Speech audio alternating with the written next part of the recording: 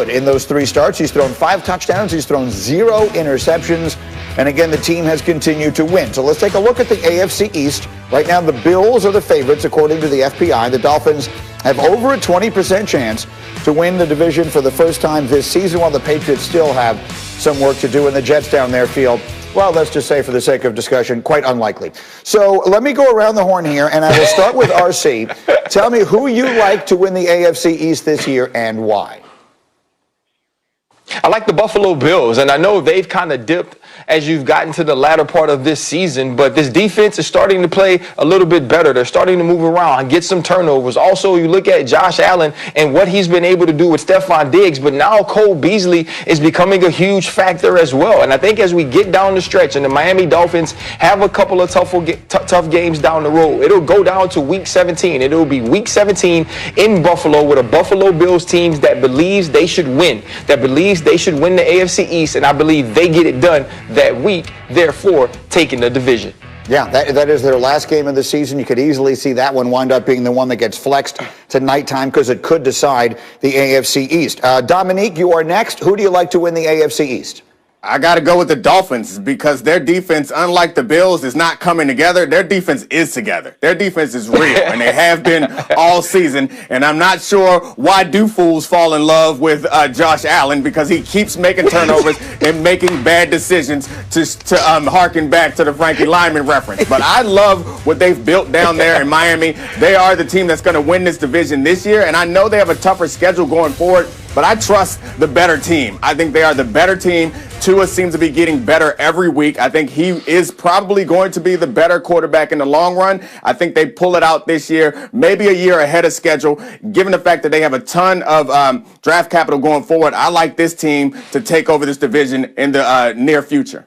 Here we are basically a year, practically to the day, removed from the terrible injury that Tua suffered. Here he is with a chance to lead a team to a division. With that thought in mind, David Pollack, who do you like? I like the Bills. I'm with RC. I don't think I think Miami's defense is better, but when you talk about Josh Allen and when you talk about Tua, when it comes down to the end of the season, and Miami Dolphins, by the way, have to go from Miami, Florida, to Buffalo, New York. It's going to be a lot of fun, by the way. Those players are going to be super excited about that, by the way. But the trump card for me, by the way, is 6'5", 240, and the play calling with Josh Allen. Like, he can run the football 10, 15 times a game, and I think it gives this offense. By the way, let's go back to this offseason, Stephon Diggs. I mean, giving up a 1, a 4, a 5, a 6, a 7, all that draft capital when you see DeAndre Hopkins get traded for some trail mix and David Johnson. I mean, it's unbelievable that you got that kind of trade this offseason. You gave up all this, and by the way, it made this team perfect because Cole Beasley can be in the slot. John Brown can be a guy, not the guy. They're explosive. They can run the football with Josh Allen. I think the Bills, their offense, and listen, Neek, I know I don't trust Josh Allen completely yet, but I think he can make enough plays with that team around him. Miami won the last game of the year in New England last year. Just a reminder. I don't think they're scared of the cold. That's fair. By the way, Hambo, get me, what is the temperature, the average temperature at 8 p.m. on January 3rd in Orchard Park, New York? Because that could easily be where that game winds up getting played. Graziano, last but not least, who do you like in the division? I'm taking Miami because I picked them about a month ago when it was a contrary opinion, so I feel like I have to stick with it. Look, their next 3 games are against the Broncos, Jets, and Bengals. It's a team that's already on a roll and can even extend that roll even further. Right now, I mean, momentum is with them. They have a ways to go. They have to climb over Buffalo. Buffalo's going to have all the tiebreakers. Buffalo's already 4-0 in the division, already beat Miami once, so it's going to be difficult. But I'm with Dominique. I like the way this defense has already come together. I think these are 2 very well-coached teams. I like the young quarterback in Miami who's keeping it a little more careful. And look, if the Dolphins do wind up edging out the division, that Hail Mary at the end of the game in Arizona could wind up being the one play that costs the Bills. As we continue, we go to injury in the sport this season. Saints quarterback Drew Brees sending his scans to other medical specialists for a second opinion as he seeks to determine the full scope of his chest injuries. Tests performed on Monday revealed that Brees has multiple fractured ribs on both sides of his chest and suffered a collapsed lung. And so, my insider Dan Graziano is here. When we hear second opinion, what does that make us think, and what are we expecting? Trying to get more opinions on this so they can make a plan for treatment and recovery and get some sense of what a realistic timetable is for a return. As we mentioned yesterday, you have to imagine he'll miss at least 2 or 3 weeks with this. Is significant enough. They haven't put him on injured reserve yet. If you go on injured reserve this year, you have to miss at least 3 games. So if they get these second opinions and it says, look, there's absolutely no chance, no hope of that, then they can put him on IR, get the roster spot back. But that's the most optimistic time frame.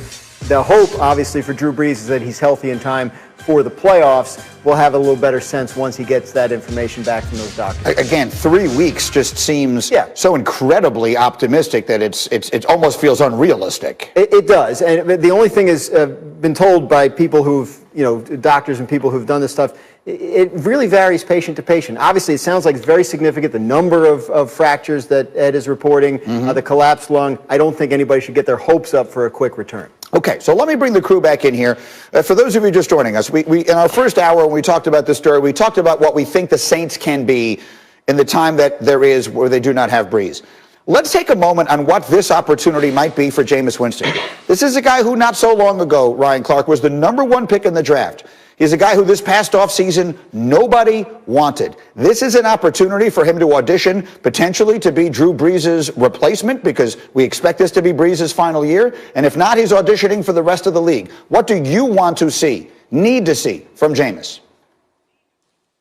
First of all, we need to see Jameis Winston protect the ball. We need to see Jameis value the fact that not turning the ball over gives his team the best chance to win. Also, we need to see some of the good Jameis Winston stuff, though, right? We need to see some of the explosiveness down the field. We need to see some of the improv in the pocket. Even though he's not necessarily a runner, Jameis Winston is athletic enough to create second plays.